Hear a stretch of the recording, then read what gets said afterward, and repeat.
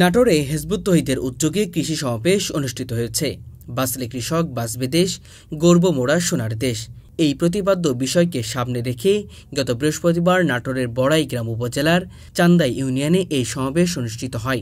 নাটোর জেলা হিজবুত তৌহিদের কৃষি সম্পাদক মোহাম্মদ বাদশাহ প্রামাণিকের সভাপতিত্বে অনুষ্ঠানে মুখ্য আলোচক হিসেবে উপস্থিত ছিলেন হিজবুত তৌহিদের যুগ্ম সাধারণ সম্পাদক ও রাজশাহী বিভাগীয় সভাপতি মোহাম্মদ মশিউর রহমান। তিনি বলেন, বর্তমান সমাজ ও রাষ্ট্র ব্যবস্থায় সবচেয়ে অবহেলিত কৃষক সমাজ।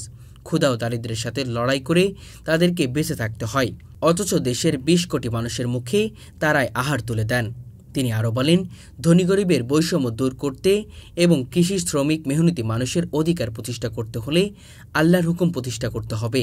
একমাত্র আল্লাহর দেওয়া বিধান প্রতিষ্ঠা করলেই প্রতিটি মানুষের অধিকার রক্ষিত হবে। মানবরচিত বিধান কখনোই বৈষম্যহীন ও শোষণমুক্ত সমাজ গড়ে তুলতে পারে না বলে মন্তব্য করেন তিনি। এ সময় আল্লাহর দেওয়া বিধানের আলোকে একটি নতুন সমাজ ব্যবস্থা গড়ে তুলতে কৃষক, শ্রমিক ও মেহনতি মানুষকে এগিয়ে আসার আহ্বান জানান তিনি।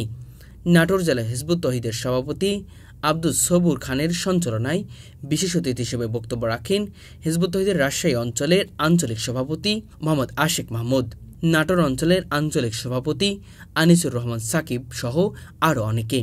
এছাড়া উপস্থিত ছিলেন হিজবুত তৌহিদের চান্দাই ইউনিয়নের সভাপতি মোহাম্মদ আমিরুল সহ স্থানীয় নেতৃবৃন্দ।